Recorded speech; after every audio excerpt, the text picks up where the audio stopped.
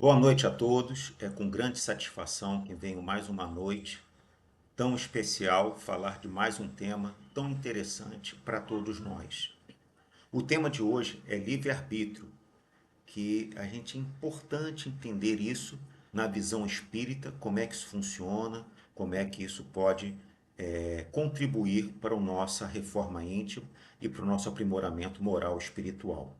Meu nome é Renato Nicolau, médico do Lar Irmã Zarabatana, junto com Rose, Felipe e demais colegas, estamos aqui mais uma sexta-feira para apresentar conteúdo. Aproveitando todas essas informações para, de fato, compreendermos um pouco mais questões chaves no Espiritismo, depois tomar um bom passe, uma água fluidificada, virtualmente ou presencialmente. O importante é a gente, de fato, entender, compreender e, de fato, se melhorar. Então, antes de começarmos, cada um feche os seus olhos, deixe os problemas lá fora, as nossas preocupações, as nossas angústias, tantas coisas que às vezes nos chateiam, nos preocupam, deixe lá fora e vamos ter um minutinho de concentração, de realmente apaziguar o nosso íntimo, fazer a nossa oração para aprendermos melhor, estarmos mais sintonizados com o plano espiritual. Um minutinho de uma oração especial para todos nós.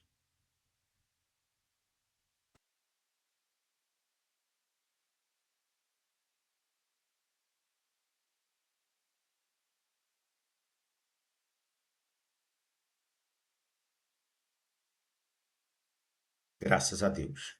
Então, como eu falei, o tema de hoje é livre-arbítrio.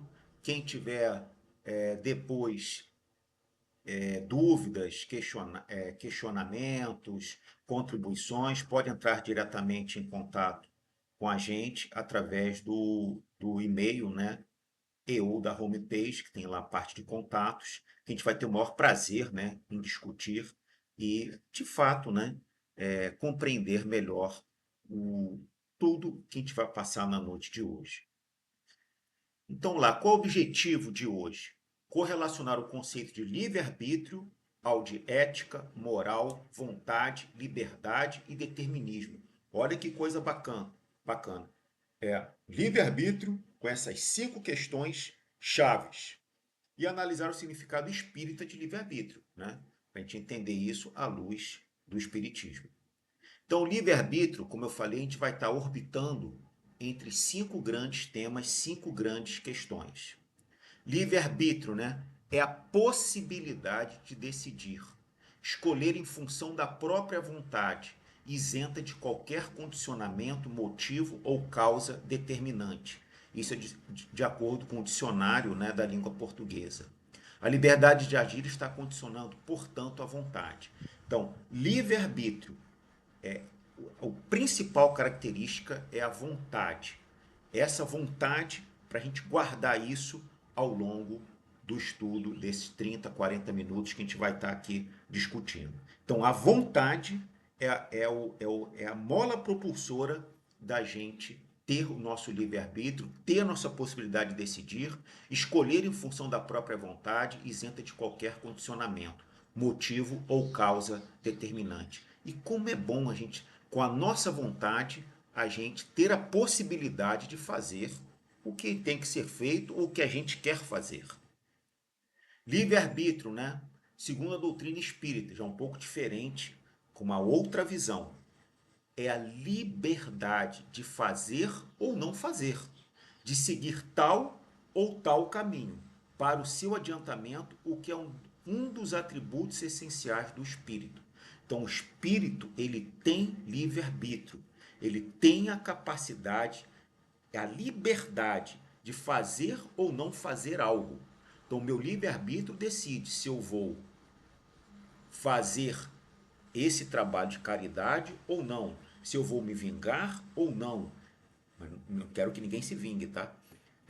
Se eu vou amar ou não, se eu vou namorar uma pessoa A ou uma pessoa B, se eu vou me separar. Então, o espírito tem essa liberdade de fazer ou não fazer e seguir um caminho, muitas vezes que não é aquele que foi planejado dentro do nosso planejamento espiritual antes da gente reencarnar, que é um dos principais problemas, que o espírito tem livre-arbítrio e por causa desse livre-arbítrio a gente não consegue, na grande maioria das pessoas, na grande maioria das vezes, seguir o nosso planejamento. Realmente só espíritos muito autoristas, muito bem conscientes da sua missão, conseguem cumprir totalmente ou parcialmente. Então, segundo o Livro dos Espíritos, questão 780A, o desenvolvimento do livre-arbítrio acompanha o da inteligência e aumenta a responsabilidade dos atos, ou seja, você está se aprimorando intelectualmente, você está lendo mais, você está assistindo mais palestras, você está pegando mais informações com mais pessoas. Quanto mais conhecimento a gente tiver, melhor é o nosso entendimento e será maior a responsabilidade sobre os atos. Isso é extremamente importante. Porque tem muita gente que muitas vezes não quer estudar a doutrina espírita ou não quer entender para não ter a responsabilidade dos seus atos, não ficar com a consciência pesada. Ao contrário, quanto mais eu souber qual é a consequência e a responsabilidade que eu tenho sobre o processo, melhor vai ser para o quê? Para o principal que é da nossa vida espiritual, que é o nosso adiantamento, que é o nosso progresso. Então, o progresso vem através do livre-arbítrio, vem através das escolhas certas, as escolhas inteligentes. E a gente vai tomando consciência da responsabilidade dos nossos atos. Inteligência e moral, né? Então, quando a gente equilibra a inteligência com a moral, a gente tem um progresso consciente, tem um progresso no caminho certo, equilibrando inteligência e moral. Quando uma pessoa cria, por exemplo, uma bomba atômica, é uma inteligência rara. Só que a moral não acompanhou essa inteligência, porque está criando algo que vai destruir pessoas, países, etc. Tá? Então a gente tem que equilibrar a inteligência com a moral. Quantas pessoas são demitidas dos seus trabalhos, dos seus empregos? Por quê? É um excelente funcionário técnico, tem alta capacidade, tem alta performance, mas por deslizes morais ele tem que acabar saindo do processo. Então a gente tem que entender essas questões para poder ter a melhor percepção e a melhor direcionamento para a gente poder fechar essa parte, tá? Então vamos sempre equilibrar inteligência e moral. Um, um pássaro que voa com uma asa só não vai voar, ele vai andar de lado.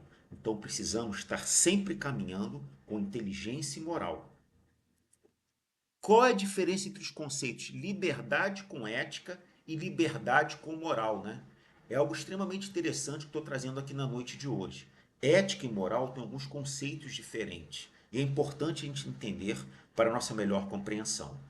Liberdade com ética, autonomia de agir em função do que se quer e do que o outro espera que se faça. Então, são princípios que motivam. Então, os princípios éticos. E a gente tem essa autonomia de agir em função do que se quer e do que o outro espera que se faça. Que é um pouco diferente da liberdade com moral, que está mais ligado aos bons costumes. Agir no bem. Bem, botei até em maiúsculo aí, que B-E-M. É o bem. Fazer aos outros o que queríamos que os outros nos fizessem. Isto é, fazer o bem e não fazer o mal. Aqui é fazer o que se espera. Aqui é fazer o bem. E, de novo, o bem com B, E e M maiúsculo. Para fazer, de fato, algo que contribua para o seu desenvolvimento em múltiplos aspectos. Não só o espiritual, como está focando aqui, mas também aspectos sociais, aspectos de inteligência, aspectos até mesmo financeiros, né? Porque é importante, a gente está num mundo que a gente precisa sobreviver, a gente precisa crescer, então a gente tem que crescer como um homem pleno. Porque o homem tem liberdade relativa, né? A gente tem uma liberdade um pouco relativa. Não existe liberdade geral. O que é isso, né? O homem tem liberdade relativa, porque o limita da manifestação da vontade individual se encerra quando começa a liberdade alheia. Então, não estou falando aqui de direito canônico, não estou falando aqui das escrituras, estou falando do que é certo. São as leis morais, são as leis divinas. A nossa liberdade, ela começa quando a do outro termina. Ou seja, a gente vive numa sociedade. A gente não pode fazer o que quer no nosso condomínio, a gente não pode fazer o que quiser na nossa empresa, a gente não pode fazer o que a gente quiser da nossa vida de uma forma ampla e restrita. A gente tem uma liberdade condicionada pelas leis morais, pelas leis divinas e até pelas leis da sociedade, pelas leis dos nossos condomínios, né, que não é lei, né, são os regulamentos, dentre outras questões. O que se entende pelo binômio liberdade e vontade, né? Então a gente está começando a linkar as coisas. A gente sabe que a gente tem as nossas vontades, a gente sabe que a gente tem essa liberdade. E como é que a gente concatena a liberdade com a vontade? Tanto a virtude, isso aqui vamos lá antes de Cristo, em 384 antes de Cristo, com o grande filósofo Aristóteles. Tanto a virtude como o vício dependem da vontade do indivíduo. Ninguém se vicia se a pessoa não quiser. Ninguém faz algo bom e vira uma virtude se a pessoa não quiser. Eu gosto de correr. Então virou uma virtude, né? Não é uma virtude, um hábito, eu fazer a corrida. Eu me sinto mal quando não faço, por exemplo, durante 3, 4 dias. Tá? Como também vira uma virtude eu fazer o bem, fazer um trabalho sociais de uma forma rotinada todo mês. Ir no centro espírita, fazer palestra todo mês, isso vira uma virtude. Tá? Então, vai depender da minha vontade. Se eu quiser, eu não posso. Se eu quiser, eu posso não ir mais no centro espírita, eu posso não fazer mais palestra, só que isso eu vou perder essa virtude. Mas eu tenho a minha liberdade e o dia que cessar a vontade, provavelmente vai cessar a liberdade. O dia que também eu perder a minha liberdade, eu vou também estar cerceando a minha vontade. Então os dois termos andam juntos. Onde estamos em condições de dizer não, podemos também dizer sim. De forma que se cumprir uma boa ação depende de nós, dependerá também de nós não cumprir uma ação má. Esse é um grande segredo. Ah, eu fui influenciado. Depois a gente vai ver em outras palestras que vocês podem ver no YouTube, até mesmo aqui do LIS. A gente tem o que? A gente é influenciado por espíritos encarnados e desencarnados. E a gente é extremamente sugestionado. Mas tem que tomar cuidado com essas questões. Liberdade, capacidade de poder agir por si mesmo, com autodeterminação, ou seja, você mesmo determina, independente de toda a coerção exterior. Então, falar que o seu meio fez você assim, não. Ele te influenciou e você deixou ser influenciado. Cuidado com esse termo. É muito fácil a gente botar a culpa no presidente, no governo, no vizinho, nos nossos pais, mas a gente tem autodeterminação. A gente pode fazer com a nossa vontade, com a nossa liberdade, o que a gente realmente quiser. Em sentido filosófico, ausência de submissão e de servidão, condição oposta à opressão e à escravidão. Autonomia e espontaneidade na manifestação da vontade ou desejos humanos, tá? Então é muito importante a gente entender também essa questão filosófica. Mais algumas questões aqui para a gente refletir, né? Pensem nisso, porque essas reflexões são importantes. Se você não refletir, você acaba perdendo uma boa oportunidade de você se autoconhecer e você se melhorar. Você concorda com a afirmativa de que ao analisar racionalmente as possibilidades de uma tomada de decisão, o indivíduo tem chance de fazer escolhas mais acertadas? Então, você concorda com a afirmativa, existe uma afirmativa, de que ao analisar racionalmente as possibilidades de uma tomada de decisão, o indivíduo tem mais chance de fazer escolhas mais acertadas? Ou é mais fácil de tomar e acertar decisões impulsivas? Isso é uma questão para a gente pensar. As suas decisões são impulsivas ou são raciocinadas? ou são intuitivas? Então é importante a gente entender esses três componentes na nossa tomada de decisões. Tem o intelecto prioridade sobre as paixões, sobre a nossa vontade, razão, paixão e liberdade? Então, voltando aqui à primeira, quanto mais a gente raciocinar sobre os prós e os contras de uma ação nossa, melhor decisão você vai estar fundamentado. Porque se você olhar os prós e os contras, você vai conseguir entender, olha, se não deu certo, ou deu errado, ou deu mais ou menos certo, foi por causa disso, disso, tá? É extremamente importante a gente ter essa questão, tá bom? É extremamente importante a gente entender isso. Agora, a gente toma decisão, muitas vezes, baseadas na nossa intuição, que é extremamente importante. Tem espíritos bondosos, familiares, aqueles que nos querem bem, como tem espíritos obsessores ou brincalhões que nos intuem erradamente, tem o nosso raciocínio e tem a nossa espontaneidade. O importante é a gente estar igual aquela balança da inteligência e da vontade. A gente está balanceando a nossa intuição, a intuição realmente que vai vir através de uma oração, de um espírito elevado, com o nosso raciocínio, com as nossas questões que a gente pode ver de fato para a gente tomar uma decisão mais acertada. Consultar colegas, consultar amigos, consultar especialistas. Decisões, principalmente mais complexas, decisões que podem mudar a sua vida, têm que ser muito bem pensadas, muito bem articuladas. Tem o intelecto prioridade sobre as paixões? Então o intelecto, ele tem que realmente entender as paixões, mas tem que entender a razão para o quê? Para a gente poder tomar as decisões não em cima das nossas paixões, não em cima da nossa espontaneidade, nosso impulso às vezes desenfreado, a gente quer se livrar do problema. A gente tem que tomar as decisões baseadas, como eu falei, em múltiplas questões. Na nossa vontade, na nossa razão, na liberdade que nós temos e tomar decisões cada vez menos apaixonadas. A gente tem que ser apaixonado pelo que a gente faz. A gente tem que ser apaixonado mas não ele ser a mola condutora da nossa decisão. Então, o que é vontade, de acordo com Aurélio, né, o dicionário? Sentimento que incita alguém a atingir o fim proposto por essa faculdade. Aspiração, anseio, desejo. Isso é realmente extremamente importante.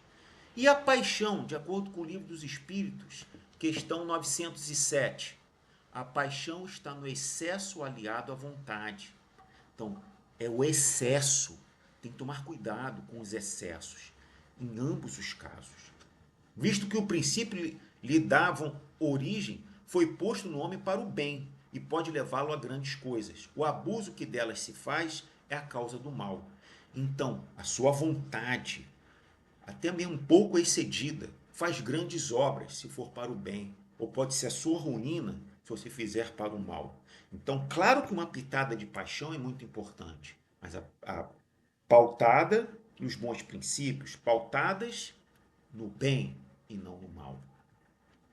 Vamos agora para o filósofo alemão, né, Kant, né? Aí praticamente há 300 anos atrás, né? A pessoa pode perfeitamente, para fugir um pouco dessa questão somente Allan Kardec, Livro dos Espíritos, Evangelho, né? Vamos pegar também uma questão um pouco mais filosófica. A pessoa pode perfeitamente fazer uso do seu livre-arbítrio, sem intervenções de outrem, mas o fará com segurança, se tiver conhecimento e consciências dos limites de sua liberdade. Olha quão profundo.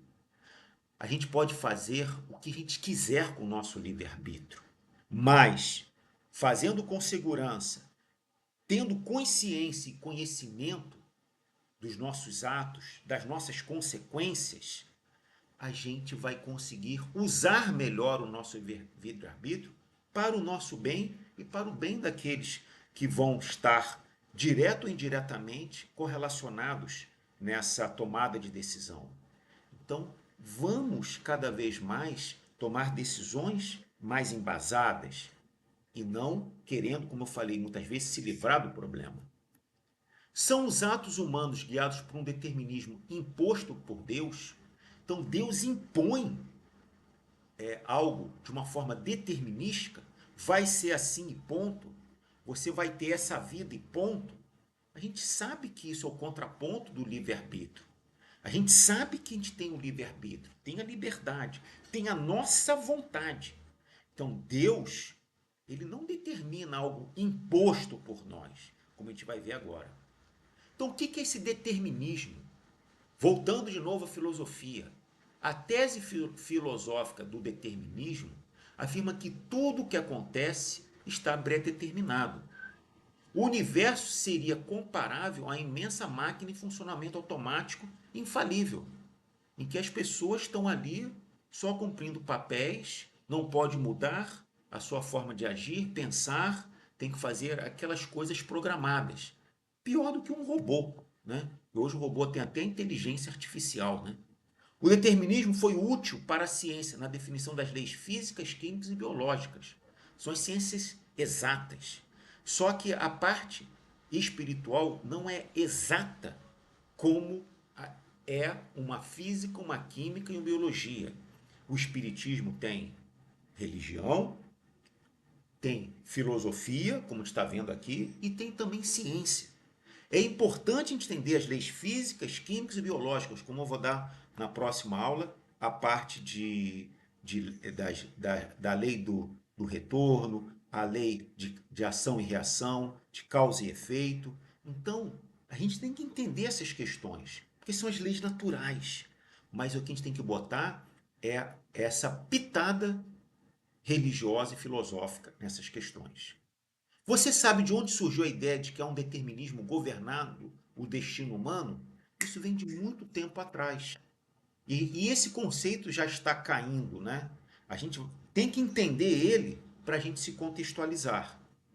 Então, as moiras versus o destino, na mitologia grega, né? São os movimentos das esferas celestes, a harmonia do mundo, sorte dos mortais, né? Então, depois quem tiver interesse, entra na internet, né? Que vocês vão ver, né? Que tinha o Cloto, né? Aquele que afia, tece os fios dos destinos humanos, né? Depois tem a Láquesis, que significa sorte, põe o fio no fuso, e tem os átropos, né? Ou seja, os inflexíveis. É o inflexível, corta impiedosamente o fio que mede a vida de cada mortal. Então isso veio da filosofia, não é nem da filosofia, da mitologia grega. E a gente sabe que a nossa vida não é esse fio. E que vai ter alguém que vai cortar isso de uma forma tão determinística que a gente não tem mais escapatória na nossa vida. Seria o conceito de determinismo sinônimo da lei da causa e efeito, né? Então, se há um determinismo, eu vou ter que viver 75 anos, 3 dias e 2 horas. Se eu passar disso, automaticamente vai ter algum acidente, eu vou morrer, ou vou ter um mal súbito e morrer. Não é bem assim. Quantas pessoas abreviam a sua vida se suicidando? Suicídio, infelizmente, é um livre-arbítrio completamente errado. Tem várias palestras aí sobre suicídio, né? É extremamente importante a gente entender esse conceito. Infelizmente, morrem muitas pessoas por essa questão. Mas o que eu quero passar é isso. Se a gente usar o nosso livre-arbítrio, a gente pode encurtar ou alongar a nossa vida. Ele usou mal a causa e efeito, por exemplo, do álcool, das drogas. Então, em vez de viver com toda a sua energia 70 anos, ele viveu 40. Foi contra o determinismo daquele planejamento espiritual. Quantas pessoas viveram muito mais do que o planejado, porque continuou a fazer coisas boas, continuou aprendendo, a contribuindo para o seu progresso e ao progresso de outras pessoas.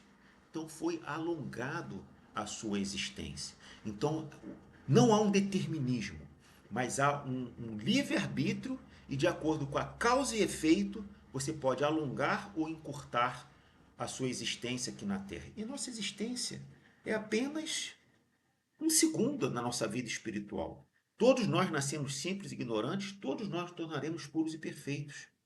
Vamos aproveitar melhor, no bom sentido, essa vida que a gente tem. Outro conceito importante, fatalidade, né? Segundo o dicionário, fatal, de acordo com o dicionário Aurélio, né? Determinado, marcado, fixado pelo fado ou destino. Fatalidade, qualidade ou caráter fatal.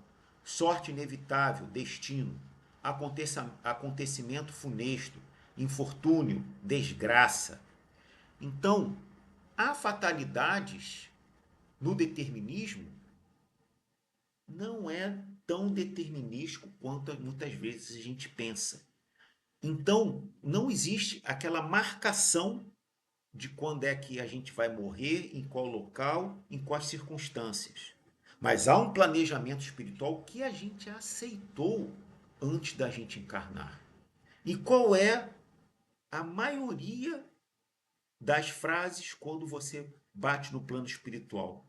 Ah, meu Deus, quanto tempo eu passei aqui na Terra, quanta coisa eu podia ter feito e não aproveitei a vida para me aprimorar, como também para cumprir o planejamento espiritual. Então, existe um planejamento e a gente muitas vezes não está cumprindo, ou por egoísmo, ou por materialismo, ou por preguiça, mas vamos nos chacoalhar, porque a gente precisa se melhorar. Agora vamos ver, de acordo com o Livro dos Espíritos, questão 851.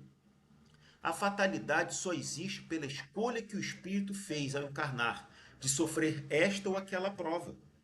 Então, aqui é um mundo de provas e expiações. A nossa colega Rose já tem várias palestras no YouTube que a gente vai se tornar no mundo de provas e expiações. Então, se eu passei por algo, não foi porque foi uma fatalidade, foi porque nesse mundo de provas e expiações eu tinha que passar para provar que eu aprendi ou para eu expiar algo que eu fiz no passado, de acordo com a lei de causa e efeito, que uma, é uma lei física em que se desdobra para uma questão espiritual. Ao escolhê-la, elege para si uma espécie de destino, que é a consequência mesma da posição em que se achará colocado. Tá? Então, a gente, com o nosso livre-arbítrio, a gente vai ali guiando essas questões. Mas não existe algo fatal. Existem planejamentos que precisam ser cumpridos, que normalmente não são cumpridos, e a consequência de um não cumprimento é algo que depois a gente vai ter que espiar e provar novamente nesse mundo ou em outros mundos. Refiro-me às provas físicas, porque no tocante às provas morais e às tentações, o espírito, conservando o livre-arbítrio, quanto ao bem e ao mal, é sempre senhor de ceder ou de resistir. Tá? Então é muito importante a gente estar aqui colocando e fazendo todas essas questões. Tá? Então, existe o planejamento. Vamos tentar cumprir. Ah, como é que eu sei o meu planejamento? Gente, pensa um pouco.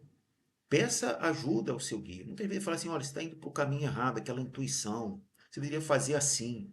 Isso são conselhos que os seus guias estão lhe dando. Faça um exame de consciência para ver o que está fazendo de certo ou errado. Livre-arbítrio. A questão do livre-arbítrio pode ser resumida assim, de acordo com o Livro dos Espíritos, questão 872. O homem não é fatalmente levado ao mal. Os atos que pratica não foram previamente determinados.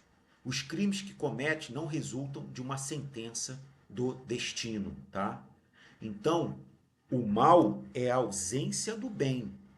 Ah, eu fui levado ao crime. Não.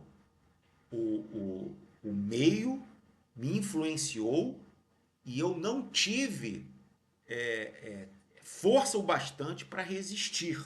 E eu, com meu livre-arbítrio, fui para esse caminho. É assim que a gente tem que pensar. Não botar a culpa na vida, não botar a culpa nos pais, não botar a culpa no presidente, no político, no prefeito, no síndico, no chefe, não. A gente toma as nossas decisões. Os atos que pratica não foram previamente determinados, ipsiliteri, como muitas vezes a pessoa acha que é tão determinístico. Livre-arbítrio, vamos agora para a questão 872. Ele pode, como prova ou expiação, escolher uma existência em que seja arrastado ao crime, quer pelo meio que se ache colocado, quer pelas circunstâncias que sobrevenham, mas terá sempre a liberdade de agir ou não de agir. Terá sempre a possibilidade de sair. Ah, mas é difícil sair. Mas você pode sair, mas terá consequências, claro. Mas você tem livre-arbítrio de fazer o bem ou fazer o mal. Isso é muito claro e tem que estar sempre na nossa consciência. Livre-arbítrio. Pergunta em questão 872. Assim, o livre-arbítrio existe na escolha da existência das provas que o espírito elegeu no estado de erraticidade e na condição de encarnado, na faculdade de ceder ou de resistir aos arrastamentos que todos estamos voluntariamente submetidos. No mundo de provas e expiações, no mundo ainda que domina tantas coisas erradas, tanto mal, claro que a gente está sendo suscetível a fazer coisas erradas. Mas também não vamos só pensar nas coisas ruins. Vamos pensar também quantos espíritos bons querem nos ajudar. Se concentre, peça ajuda ao seu anjo da guarda, seu espírito protetor. Ele vai vir te ajudar. Espíritos sábios e benfazejos vão te ajudar. Deixe também ser ajudado. Então, em vez de se concentrar no seu karma, nos seus erros, nos obsessores, você também só é obsediado se você der passagem. Entendeu? Então, vamos virar essa chave. Vamos virar a chave para fazer o bem, para a gente aumentar nossa sintonia com o plano espiritual superior. Questão 872 também do Livro dos Espíritos. A fatalidade, portanto, está nos acontecimentos que se apresentam, por serem consequência da escolha feita pelo espírito antes de encarnar. Então, tem questões que são, a grande maioria é antes da gente encarnar, através das múltiplas existências que a gente teve. Mas também tem questões que também são nossas. Quem tem 50, 60, 70 anos, quantos erros cometeu? E vem aqui pagar por isso. Quantas pessoas, às vezes com 60 anos, começam a ter problemas de saúde, foram consequências das suas atitudes de saúde que não foram tão boas, né, tão conservadoras, tão precavidas, preventivas ao longo de tantos anos, muitas vezes comendo mal, se estressando, fumando, bebendo, dentre outras questões. Isso tem um preço que depois se paga. A nossa vida é a mesma coisa. Nessa existência, nas existências passadas, os erros nesse mundo de provas e expiações um dia bate a porta. Mas a gente tem o livre-arbítrio de passar por cima e ter uma vida grandiosa, ter uma vida produtiva. Pode deixar de haver fatalidade no resultado de tais acontecimentos, visto depender do homem, pela sua prudência, modificar o curso das coisas. Nunca há fatalidade nos atos da vida moral. Não sou eu que estou te dizendo. É o Livro dos Espíritos, que foi codificado, muito bem escrito, por Allan Kardec, isso praticamente há 170 anos atrás. Liberdade é a condição essencial da perfectibilidade humana. Como é bom ter liberdade. A liberdade você só dá valor quando você perde. A saúde você só dá valor quando você perde. O livre-arbítrio você muitas vezes só dá valor quando você acabou usando ele de uma forma equivocada. O que eu quero passar aqui é isso. Como é bom ter livre-arbítrio. Como a vida é boa, Deus é bom e vem aqui o Espiritismo dar uma luz sobre o livre-arbítrio. Como essa figura, o bem e o mal. São decisões suas. Vai pela esquerda ou vai pela direita. É isso que a gente tem que compreender ao longo da nossa vida. Vamos tomar as decisões conscientes, com a intuição correta. Na dúvida, se você não souber qual é a melhor decisão, pare, pense, ore, peça ajuda aos seus guias espirituais. Deixe, às vezes, se você puder decidir, decida no dia posterior para vir aquelas boas ideias. Mas vamos juntos, sim. Vamos todos nós tomar as melhores decisões para o nosso aperfeiçoamento moral e espiritual, que esse é um dos nossos grandes objetivos. Tá? Então, é uma palestra objetiva, direta, Alguém tendo dúvida, pode escrever para o e-mail do LIS ou pode abrir lá um comunicado na página, na homepage do LIS, ou através do Instagram do LIS, ou do Facebook do LIS. A gente vai ter o maior prazer de responder. Se quiser discutir um pouco mais, também estamos aqui. Eu, Rose, Felipe e Marina e tantos outros colegas que querem ajudar a todos vocês. E vamos pensar, vamos nos melhorar, vamos tomar esse caminho aqui reto do bem e não aquele caminho que vai nos levar a cada vez ficar mais perdido. E nesse mundo que está mudando para um mundo de regeneração, se a gente não for no caminho certo, daqui a pouco a gente nem reencarna mais aqui na Terra. Então, meus amigos, vamos agora encerrando essa palestra virtual. É muito importante a gente manter aí os nossos ensinamentos. Tem muitas outras palestras muito interessantes do LIS, como também de outros centros espíritas. Mas o que não faltam são livros, palestras e tanto conhecimento que a gente pode receber para a gente se aprimorar. Depois tome um bom passe virtual ou presencial. Depois fluidifique a sua água ou na sua casa, ou, para não esquecer aqui, né? Ou na sua casa, ou no próprio LIS, e vamos de fato nos melhorar. Como eu falei, meu nome é Renato Nicolau, é com muita satisfação que a gente fez o estudo da noite de hoje. Um grande abraço.